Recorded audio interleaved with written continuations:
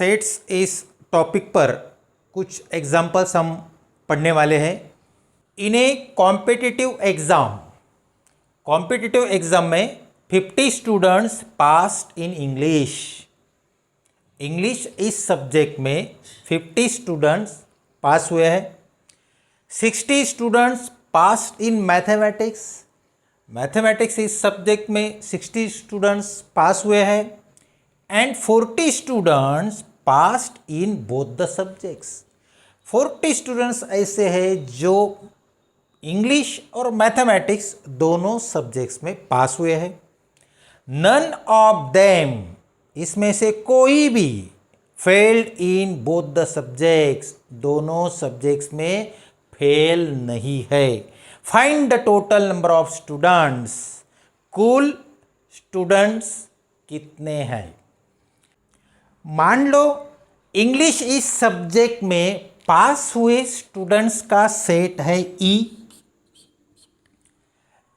English इस subject में pass हुए स्टूडेंट्स है 50। That means number of elements in E is 50। मान लो मैथमेटिक्स इस सब्जेक्ट में पास हुए स्टूडेंट्स का सेट है M. Number of students passed in mathematics is equal to 60. That means number of elements in mathematics is equal to 60.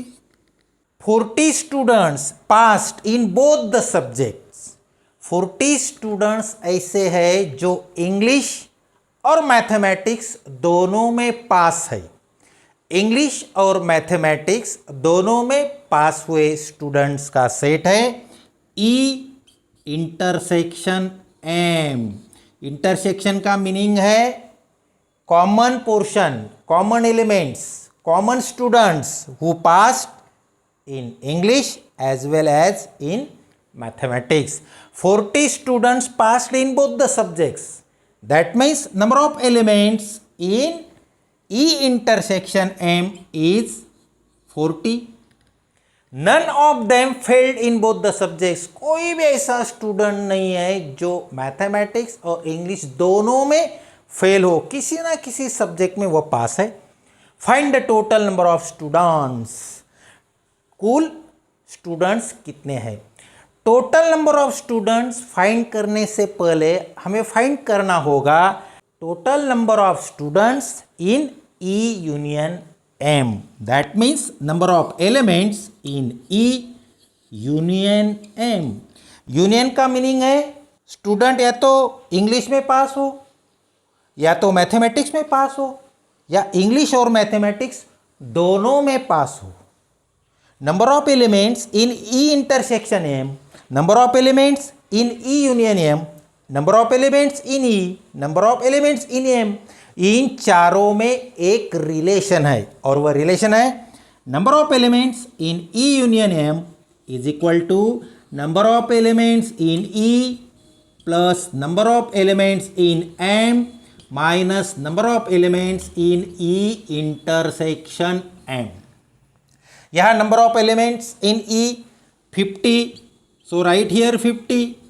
Number of elements in M 60 minus number of elements in E intersection M, that is 40, so right here 40. 50 plus 60 110 minus 40, that is 70.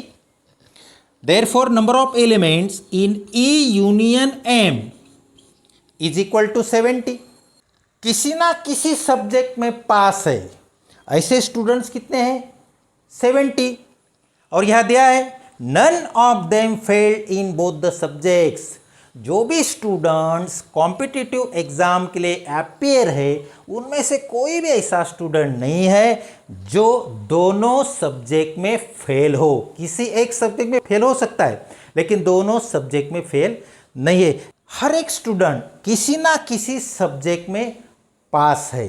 इसलिए total number of students means number of elements in E union M, that is 70. Therefore total number of students is equal to 70.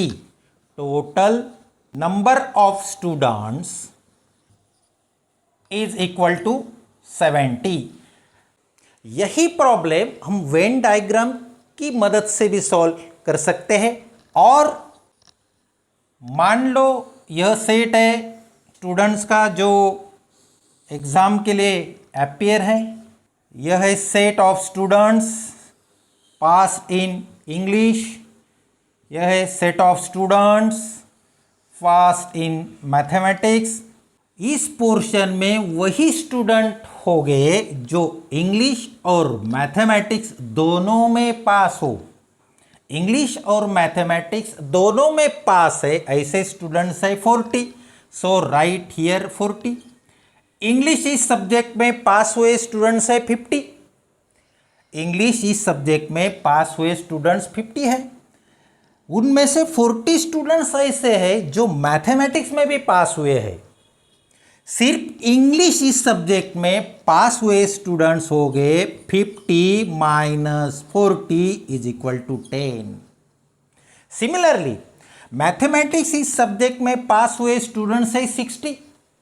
Out of 60 40 passed in English.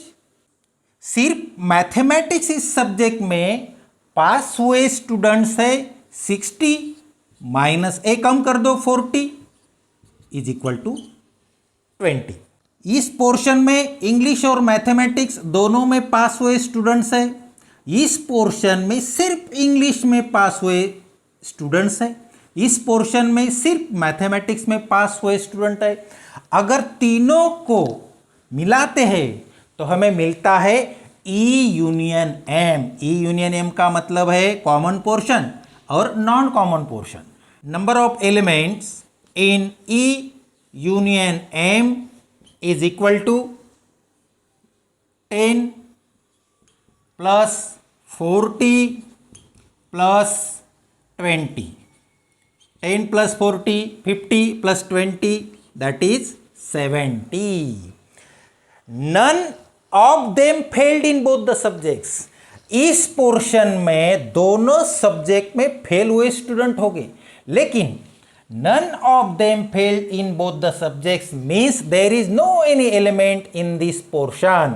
That means this portion indicates total number of students. Therefore, number of elements in E union B is total number of students. Therefore, total number of students is 70. Another example लेते। Observe the Venn diagram and write the following sets. Venn diagram observe करो और जो sets दिए हुए वह listing method में लिखने हैं। फर्स्ट है ए। सेट ए में जो भी एलिमेंट्स है वह सब हमें लिखने हैं। तो first A is equal to what are the elements in set A? X Y Z M N. बिल्कुल आसान है। X Y, Z, M, N। Second B। Set B में कौन से एलिमेंट है?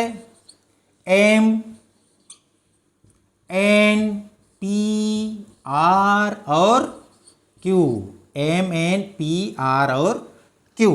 थर्ड वन है A union B। A union B का meaning है कॉमन पोर्शन और नॉन कॉमन पोर्शन। ए और बी दोनों सेट्स का कॉमन पोर्शन है यह, उसमें एलिमेंट्स है एम एन। एम और एन लेने के बाद सेट ए में जो एलिमेंट्स बच गए वह लिखते X Y Z. Set B में जो एलिमेंट्स बच गए पी क्यू आर वह यहाँ लिखते पी क्यू आर। तो ए बन गया A union B. Fourth U. U means universal set. Union में जो एलिमेंट्स है वह भी आएंगे और यूनियन के बाहर जो एलिमेंट्स है वह भी यूनिवर्सल सेट में आएंगे। तो यूनिवर्सल सेट में एलिमेंट्स है एस टी और यूनियन में है X Y Z M N P Q और आर। तो ये हुआ universal set. Fifth one complement of A. Complement of A means set of elements which are in U but not in A. Write all the elements which are in U but not in A. S is in U, S is not in A, so write S. T is in U, T is not in A, so we can take T. X is in U, X is in A, so we cannot take X. Y, Z, both are in U and A, so we cannot take Y and Z. M, N are in U and also in A, so we cannot take M and N.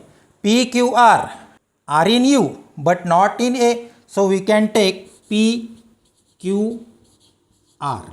Sixth one, complement of B. Complement of B means set of elements which are in U but not in B. S is in U, S is not in B, so take S. T is in U, T is not in B, so take T. X, Y, Z are in U, X, Y, Z are not in B, so take X, Y, Z. M, N are in U, also in B, so we cannot take M and N. P, Q, R are in U, P, Q, R are also in B, so we cannot take P, Q, R. Seventh, A union B complement. Complement of A union B. Complement means set of all elements which are not in A union B but in U. Take all elements of U which are not in A union B. S is in U, S is not in A union B, so take S. T is in U, T is not in A union B, so take T. X, Y, Z are in U, X, Y, Z are also in A union B, so we can't take X, Y, Z. M, N, P, Q, R, M, N, P, Q, R are in U as well as in A union B, so we cannot take M, N, P, Q, R. So only we take S and T in set complement of A union B. इस तरह हमने sets इस topics पर कुछ example पढ़े.